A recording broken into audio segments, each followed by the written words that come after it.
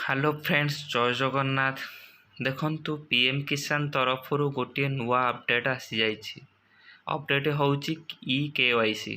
E KYC को माने करेंगे ना, जो माने पैसा पाउछंती, जो माने बा पैसा पाउना समस्ते ई केवाईसी करिया आवश्यक। जो माने पैसा पाउना ताके यदि ई केवाईसी करछंती पैसा मिलबार संभावना रही, समस्ते करिया आवश्यक रही।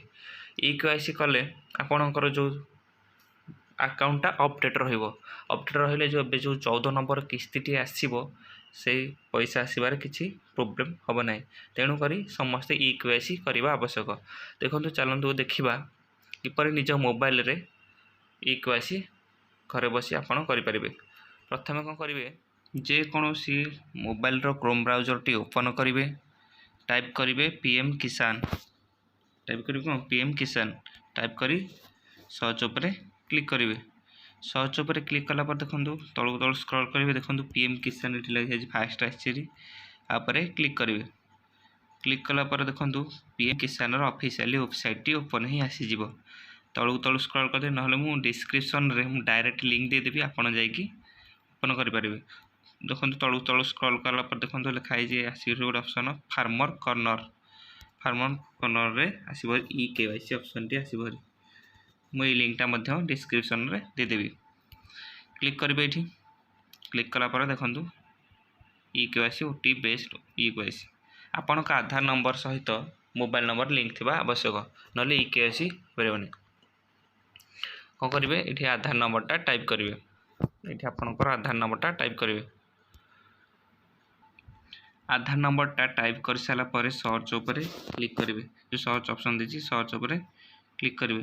सर्च उपर क्लिक कर सारे आपन जो आधार नंबर जो मोबाइल नंबरटा रेजिस्टर्ड हो रही ये टाइप करेंगे। मोबाइल नंबरटा टाइप करेंगे। टाइप कर सारापर गेट मोबाइल ओटीपी उपर क्लिक करेंगे।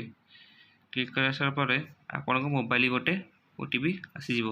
ये ओटीपी टी ये टाइप करेंगे। ओटीपी कि आम मोबाइल नंबर को आसी जापर सबमिट ओटीपी उपर क्लिक करेंगे। सबमिट ओटीपी उपर क्लिक करेंगे। क्लिक कलापर देखो लिखाई गेट आधार ओटीपी। मोबाइल ओटीपी आसिले गेट आधार ओटीपी उपर क्लिक करेंगे। क्लिक कर सारापर आधार मोबाइल नंबर जो ये मारे ओटीपीटा, जो आधार नंबरटा आपणकर मोबाइल नंबर लिंक थी से नंबर गोटे ओटीपी आसो, दुईटा ओटीपी आसो।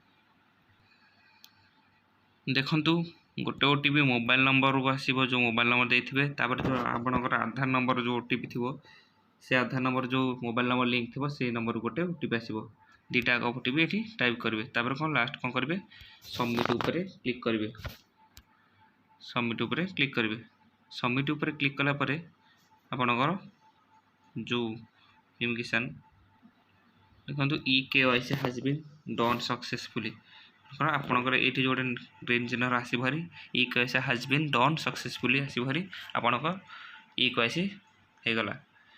जदि आपण मानक ये भिडियोटी भल लगी प्लीज लाइक सब्सक्राइब करने को भूलें। रहुची जय जगन्नाथ।